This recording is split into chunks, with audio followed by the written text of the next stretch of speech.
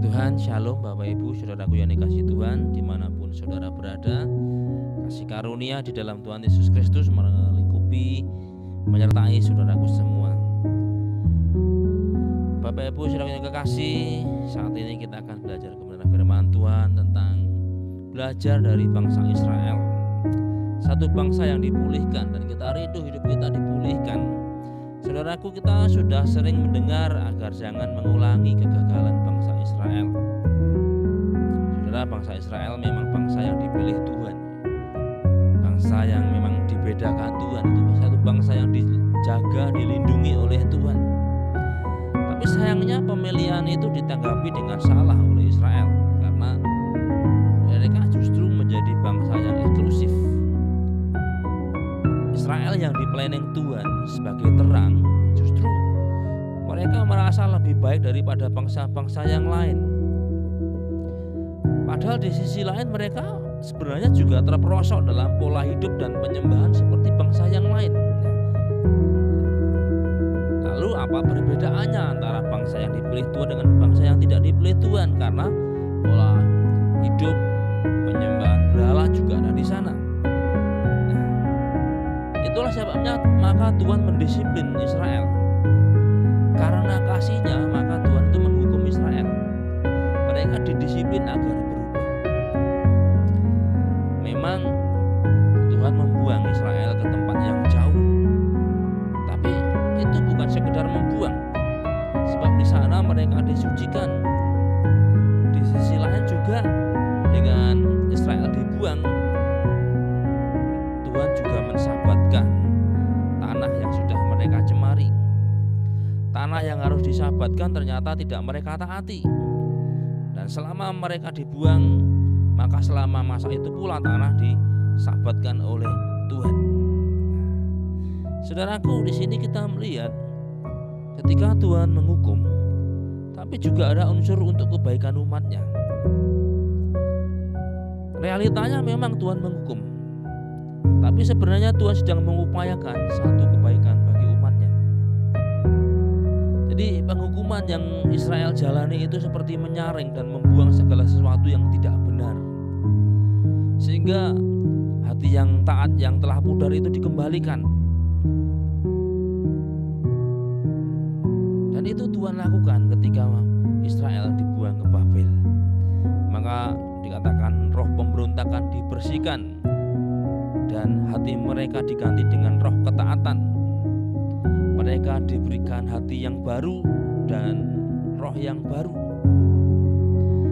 Saudara, jadi di balik pembuangan itu ternyata Allah sedang memperbarui umatnya. Jadi ibarat anak yang tidak taat, Israel itu dipulihkan supaya Israel akan hidup dalam ketaatan.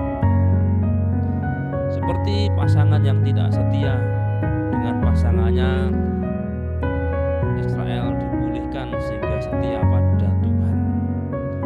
Nah, saudara, itu digambarkan melalui atau oleh Nabi Hosea di dalam kitab Hosea. Bahkan keluarga Hosea itu juga bisa menjadi gambaran bagaimana Tuhan memelihara Israel yang tidak setia. Israel adalah bangsa yang tidak setia, yang meninggalkan Tuhan, tapi mereka dipulihkan. Dan itu tidak jauh dengan kita, tidak berbeda jauh dengan kita. Kita adalah Israel rohani. Mungkin kita sepakat kalau hidup kita boleh seperti Israel, tidak setia pada Tuhan. Mungkin kita juga seperti Israel, memberontak kepada Tuhan.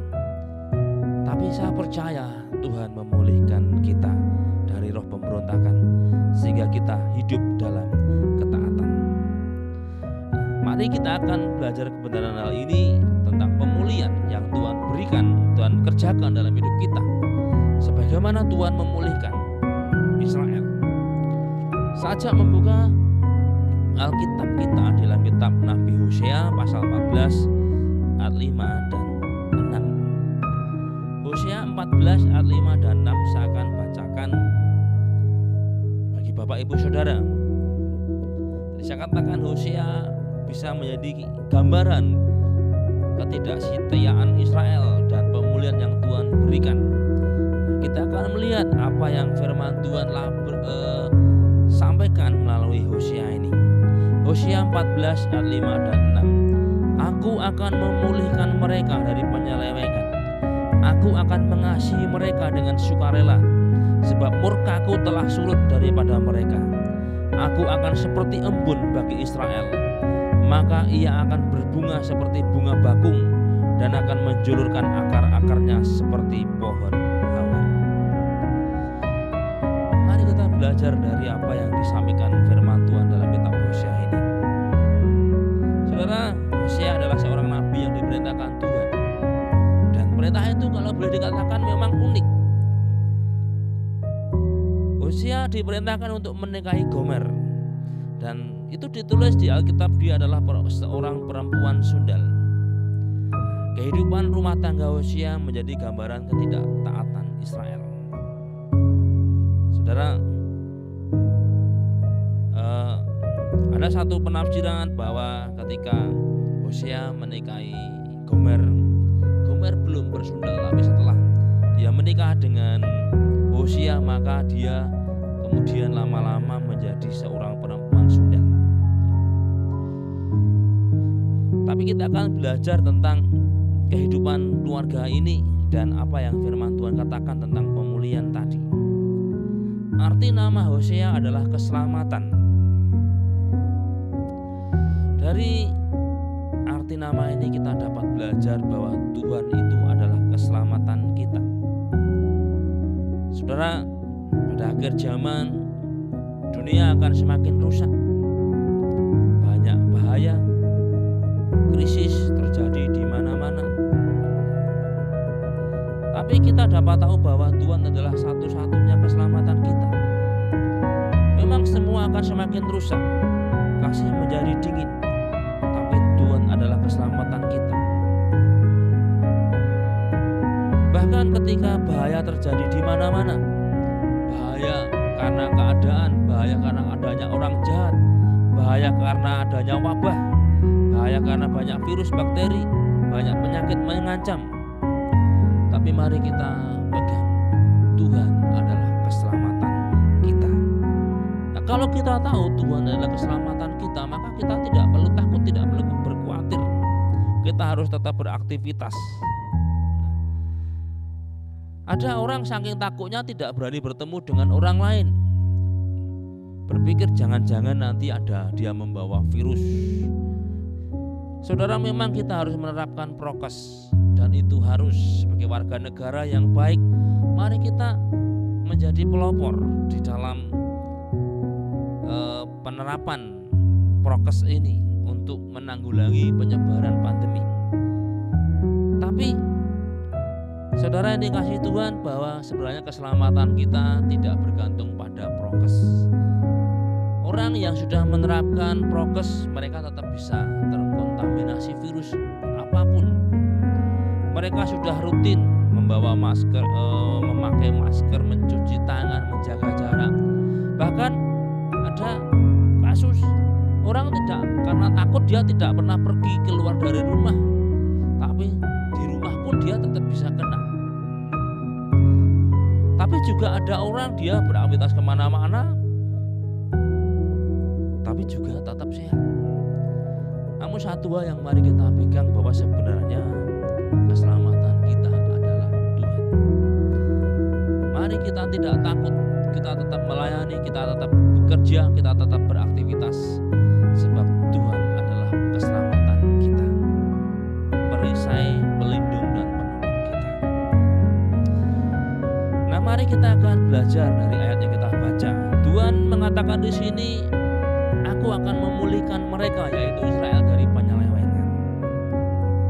Saudara dikasih Tuhan, tadi dikatakan bahwa kehidupan rumah tangga Hosea itu menjadi gambaran ketidaksetiaan Israel.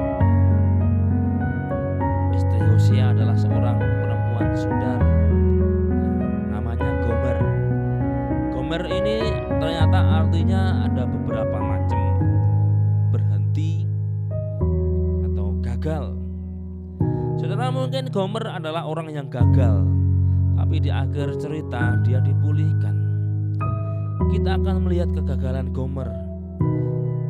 Gomer adalah sebenarnya gambaran Israel, tapi juga kita. Dikatakan di sini bahwa Gomer ini gagal, ia menyeleweng.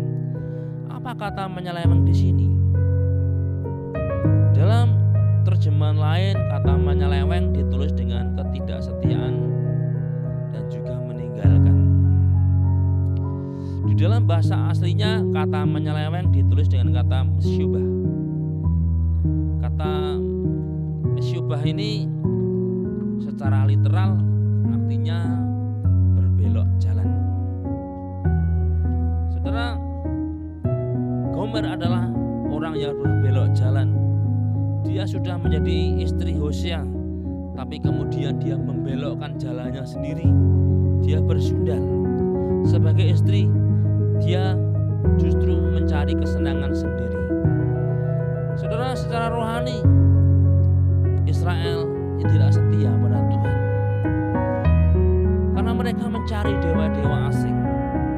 Mereka memenuhi Israel dengan penyembahan berhala. Israel sudah meninggalkan Tuhan dan jatuh dalam penyembahan berhala. Maka Tuhan membuang Israel ke Babel. Seperti Gomer yang tidak setia kepada Hosea, Israel tidak setia pada Tuhan. Mungkin mudah kita kemudian menghujat Israel atau menyalahkan Gomer. Tapi mari kita berpikir tentang kehidupan kita dalam hubungan kita dengan Tuhan.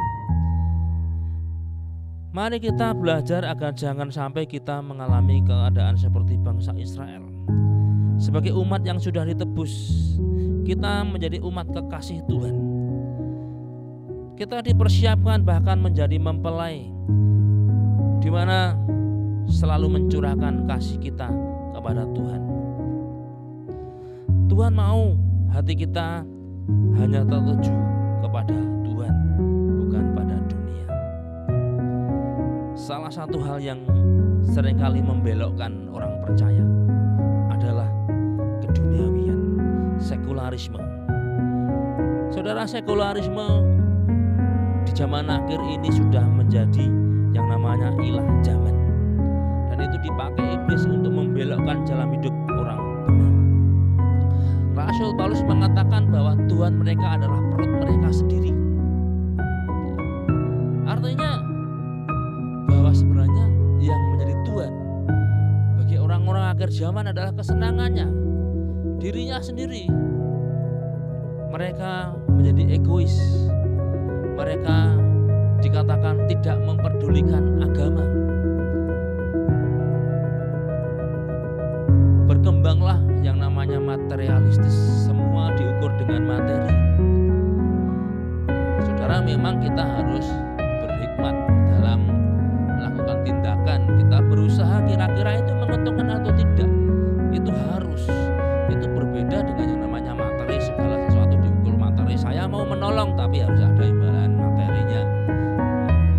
Bahkan dalam dunia pelayanan, materi kadangkala atau juga bisa terjadi menjadi ukuran. Oh, saya bisa melayani, tapi tolong ya saya jangan ditempatkan di pastori, saya minta di hotel yang satu kamar satu orang saja biar saya bisa berdoa tidak terganggu. Ada lagi, wah saya bisa melayani, tapi saya supaya tidak capek dalam perjalanan, saya bisa nggak dinaiki pesawat yang kelas bisnis padahal harganya mahal. Saudara yang kasih Tuhan, dengan alasan-alasan yang sepertinya baik, biar bisa berkonsentrasi, biar tidak terlalu capek sehingga bisa maksimal dalam pelayanan. Tapi sebenarnya justru ukuran materi menjadi yang dikedepankan. Itulah mesyubah, dibelokkan kepada yang namanya keduniawian. Seringkali keinginan mata, keinginan daging, keangkuhan hidup itu menjadi alat iblis untuk membelokkan hidup orang benar. Mesyubah, berbelok.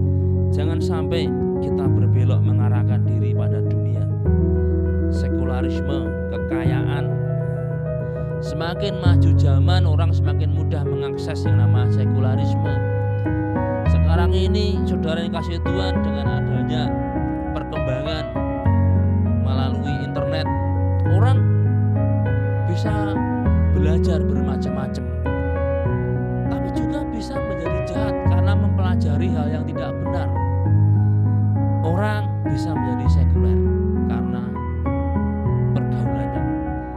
Ada satu cerita, seseorang dia mempunyai burung beo. Setiap pagi dia berkata haleluya, puji Tuhan.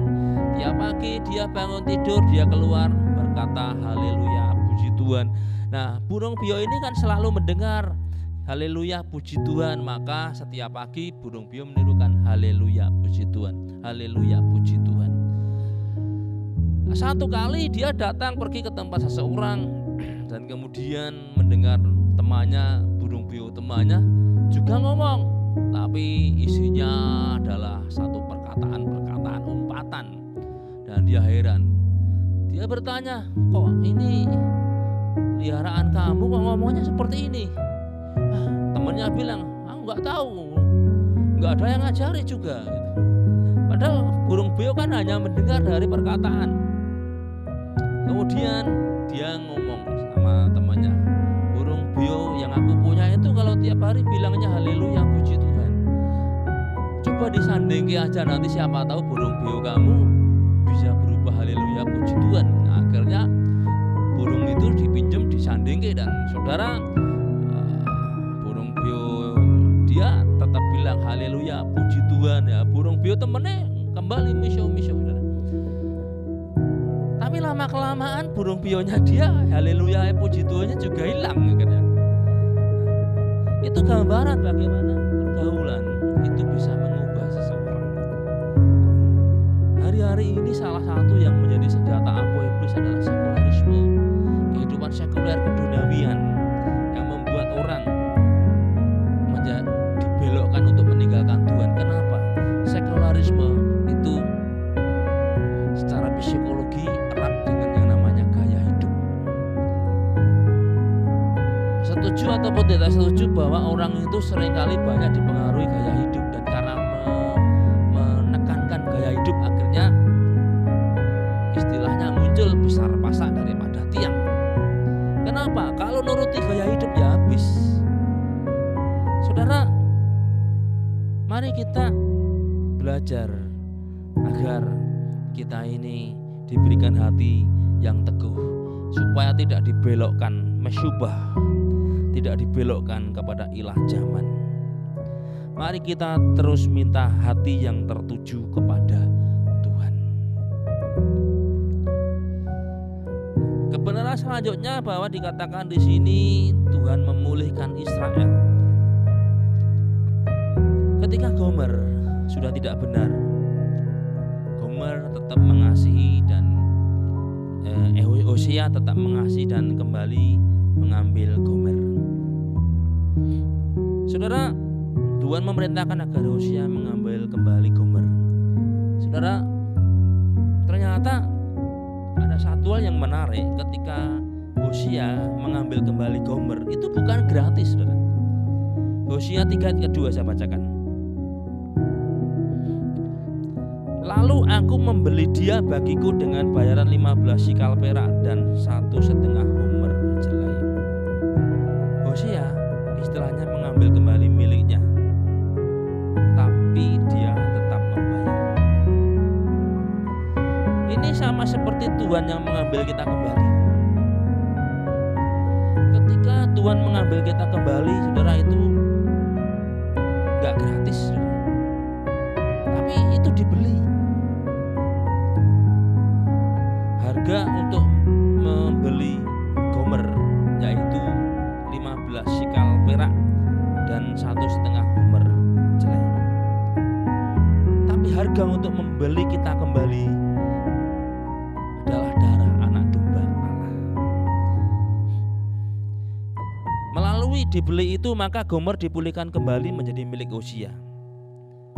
Kita juga melalui Allah membeli kita dengan darahnya, Tuhan memulihkan kita. Kita dipulihkan kembali menjadi milik Tuhan. Mari kita memahami bahwa harga pemulihan kita itu bukan sesuatu yang murah. Bahkan kalau boleh dikatakan Allah itu mengambil miliknya sendiri, itu pun sampai dia mau bayar. Hosea, saudara, mungkin Hosea bisa saja berkata, "Sekian, tinggal aja." Kalau orang sekarang bilang, "Memang gua pikirin," gitu ya, peduli amat, masa bodoh. Kalau toh mau ngambil, mungkin kamu pergi sendiri, ya sekarang kembalilah sendiri, nggak usah pakai bayar-bayar, sayang kan duitnya. Saya percaya 15 sikal perak dan 1,5 humber jeleh bukan harga yang murah.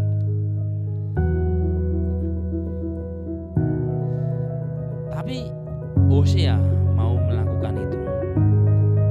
Saya percaya ada dasar. Pertama, jelas karena ketaatan dia pada Tuhan.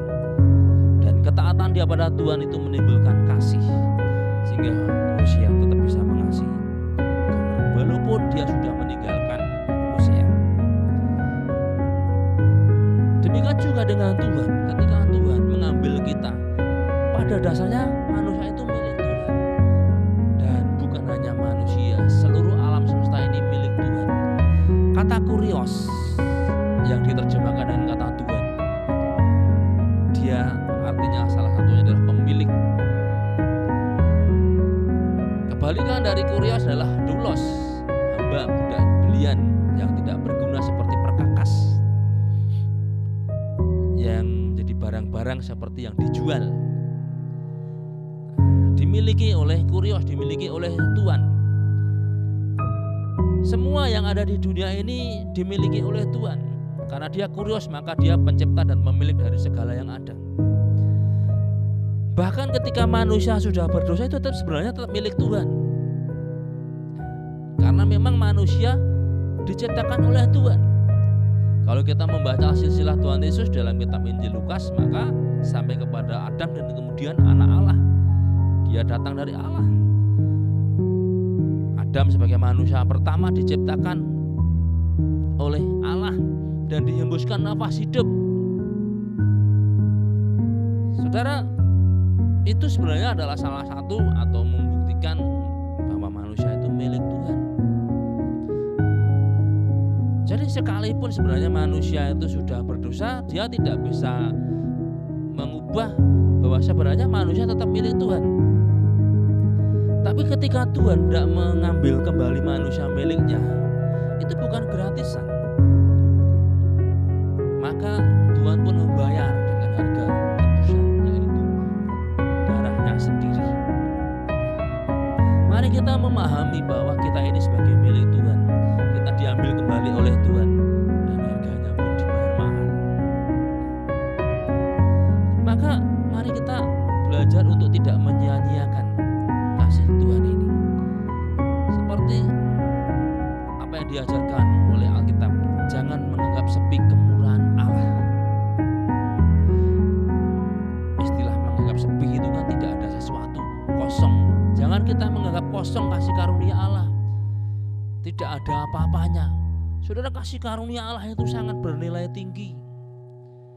Kalau saudara misalkan punya barang itu kemudian dipinjam orang lain, saudara lupa dan kemudian saudara tahu itu di situ, dan dia yang minjem itu berkata, "Oh bener kok ini punya kamu. Nah, belum mau minta tak pakai dulu. Tak pikir kamu cek kelingan ya, kamu lali." Ya saya juga mikirnya kamu berpikir wes ganti gosek. Tapi begitu saudara mau perlukan, saya percaya ketika kita ambil milik kita itu nggak akan kemudian yang minjem, ya ini barangmu nek mau ambil kembali, ya ini harganya sekian, kan nggak mungkin saudara. Tapi mari kita perhatikan ketika Tuhan mengambil miliknya sendiri, yaitu kita, itu pun ada harganya dan Tuhan mau. Sebenarnya ini satu sisi mari kita perhatikan betapa besar penghargaan dan kasih Tuhan. Itu bukti betapa kasihnya Tuhan pada kita, pemulihan yang Tuhan berikan. Maka dikatakan aku akan memulihkan mereka, yaitu Israel. Kata memulihkan itu di dalam bahasa aslinya itu rafah. Arti dasar sederhananya adalah disembuhkan atau diperbaiki. Orang yang dipulihkan itu yang disembuhkan, dia diperbaiki. Sering kita mendengar istilah Yehova Rafa. Itulah artinya Tuhan yang menyembuhkan. Inilah kebenaran yang harus kita pegang, bahwa Tuhan sanggup menyembuhkan kita, karena Tuhan itu kesembuhan kita. Tuhan memulihkan, Tuhan menyembuhkan. Kalau hari ini saudara sedang mengalami kelemahan, sakit, penyakit, percayalah ada Yehova Rafa, Tuhan yang menyembuhkan. Ada orang memberi nama anaknya bagus sekali, Rafael. Rafa, Elohim, Allah yang menyembuhkan. Tapi juga Allah yang memulihkan. Kita dipulihkan seperti disembuhkan dari penyakit, yaitu penyakit dosa. Sebab dosa sudah merasuk dan merusak hidup kita seperti virus yang merusak. Orang kalau dia kemasukan virus bisa rusak. Nah, gambaran komputer. Kalau komputer itu kemasukan virus, maka dia bisa rusak filenya. Komputer kalau kemasukan virus, maka dia tidak bisa bekerja dengan cepat. Komputer kalau kemasukan virus juga tidak bisa mengerjakan tugas-tugas dari software itu dengan baik. Maka virus-virus itu harus dibersihkan, di-scan, virusnya dibuang, sehingga kinerja komputer itu akan kembali baik. Saudara, dosa itu seperti virus yang merusak hidup kita, merusak pikiran kita, merusak perasaan kita, merusak keinginan kita, sehingga yang dipikirkan, yang dirasakan, dan yang diinginkan semuanya adalah dosa. Johannes Calvin mengatakan total depravity, kecemaran yang menyeluruh dalam hidup manusia, baik tubuh, jiwa, rohnya dicemari oleh dosa, sehingga apa yang dirasakan, yang diinginkan, yang dipikirkan adalah dosa. Sebab dosa sudah merasuk dalam hidup kita. Mari kita minta Tuhan men-scan kita sehingga kita dibersihkan dari segala virus dosa. Sama seperti orang kalau tubuhnya kena virus juga akan rusak. Saat ini yang sedang ramai menjadi pembicaraan yaitu COVID, coronavirus disease, ada virus corona. Dulu orang mengatakan COVID itu pengembangan dari virus SARS dan MERS. Kalau pengembangan berarti ada yang mengembangkan, ya. Ada yang mengatakan itu virus SARS dulu ditambahkan asam amino, dan begitu ditambahkan virus itu punya kemampuan untuk menyesuaikan ketika dia masuk dalam inang. Maka ketika virus corona yang sudah dikembangkan tadi masuk dalam tubuh manusia, maka virus itu bermutasi, istilahnya pakai baju yang lain, sehingga muncullah varian-varian yang kita kenal, varian Wuhan, varian Delta, varian Epsilon, varian Kappa, dan sebagainya. Saudara, kalau orang dimasuki virus seperti itu, maka kinerja tubuhnya itu jadi rusak. Ada orang dia kemudian tidak bisa mencium bau apa-apa. Saya pernah juga mengalami, parfum yang sangat wangi pun gak tercium sama sekali. Merusak sistem penciuman, merusak sistem perasa dalam lidah, sehingga semua makanan itu gak ada rasanya. Tapi juga merusak sistem di dalam paru-paru sehingga orang tidak bisa bernafas dengan baik. Dan itu banyak terjadi di varian Delta kemarin, sehingga banyak orang yang meninggal. Kenapa? Ada virus di dalamnya. Nah, virus itu bisa dikalahkan dengan imun tubuh. Dan imun itu Alkitab salah satu katakan hati yang gembira adalah obat. Itu bisa meningkatkan imun. Nah, kembali kalau virus itu bisa dibuang, maka kinerja tubuh akan sehat. Nah, kita dipulihkan. Semua virus dosa yang merusak tubuh, jiwa, roh kita, pikiran, perasaan, keinginan kita sudah dibersihkan oleh Tuhan melalui darah Yesus. Kita disembuhkan dari virus yang merusak tadi. Itulah pemulihan. Maka orang dipulihkan, pikiran, perasaan, dan keinginannya dibarui. Sehingga Rasul Paulus berkata, pikirkanlah perkara-perkara yang di atas di mana Kristus diam, yaitu pikiran-pikiran Kristus.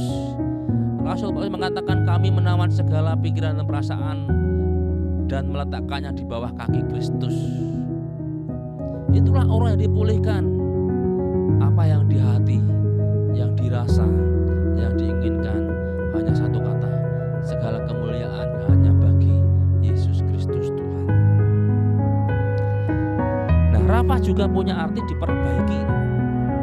Hidup kita yang rusak oleh karena dosa dan pelanggaran sudah diperbaiki oleh Tuhan. Seperti barang yang rusak dibuang orang, tapi ada orang yang mengambil kemudian diperbaiki. Saya sering melihat video orang yang merestorasi. Rafa itu diperbaiki, itu bahasa Inggrisnya restoration. Direstorasi satu motor yang sudah dibuang di tempat pembuangan, itu dia ambil, motor itu Vespa. Maka kemudian dia lepasi semua onderdil-onderdil itu, mesinnya dibongkar. Ada bagian-bagian yang tidak bisa diperbaiki karena sudah kena karatan dan hancur. Dia pasang plat sendiri dan kemudian dilas. Tapi lampu-lampu karena tidak bisa, sudah pecah, dia beli onderdil di online. Dia perbaiki, mesinnya dicopoti semua, setiap bagian-bagian semuanya dibersihkan dan dibuat, dirangkai kembali. Kemudian Vespa yang tadinya sudah gak karuan tadi dicat bagus, dirangkai mesinnya lagi, dikasih lampu yang baru. Dan apa yang terjadi? Vespa yang sudah remes tadinya itu beri starter dan bisa jalan. Itulah restorasi. Kita ini seperti barang yang sudah rusak oleh dosa, tapi kehidupan kita diperbaiki Tuhan sehingga menjadi ciptaan yang baru. Itu yang Rasul Paulus katakan kepada jemaat Korintus. Saya bacakan 2 Korintus 5:17 tapi dalam terjemahan sederhana. Yang penting, waktu seseorang bersatu dengan Kristus, dia sudah menjadi ciptaan baru. Semua cara hidup yang lama sudah berlalu dan hidup yang baru sungguh indah. Saudara, ketika kita bersatu dengan Kristus, kita dipulihkan, restorasi, kita itu menjadi ciptaan baru, yaitu cara hidup yang lama itu sudah tidak ada lagi. Kita menjadi ciptaan baru dan itu dikatakan sungguh indah. Saat kita dipulihkan, semua cara hidup yang lama sudah berlalu. Hidup kita yang sekarang adalah hidup yang dikatakan sungguh indah. Melalui pengorbanan Kristus, dan ketika kita bersatu dengan Kristus, maka segala hal yang menghambat, yang merusak hidup kita seperti virus tadi ditanggalkan, dibuang. Kita direstorasi sehingga memungkinkan kita menjadi indah kembali. Saudara, tadinya mungkin kita sudah rusak seperti motor yang sudah dibuang di tempat pembuangan yang nantinya akan dihancurkan. Tapi orang ini seorang mekanik yang ulung. Walaupun bagi orang lain, wah itu udah gak mungkin, tapi bagi dia, wah ini klasik, ini keluaran tahun sangat lama. Sayang, maka dia restorasi dan Vespa itu bisa berjalan kembali. Saudara, kita mungkin sudah ngantri di tempat pembuangan untuk dihancurkan. Tetapi Tuhan Yesus itu dia seperti mekanik yang ulung tadi. Tuhan sanggup mengembalikan seperti semula, ciptaan baru, dan akhirnya kita indah seperti Vespa yang sudah direstorasi tadi. Indah, cat yang baru, tampilannya masih seperti ketika pertama dikeluarkan, tapi semuanya baru.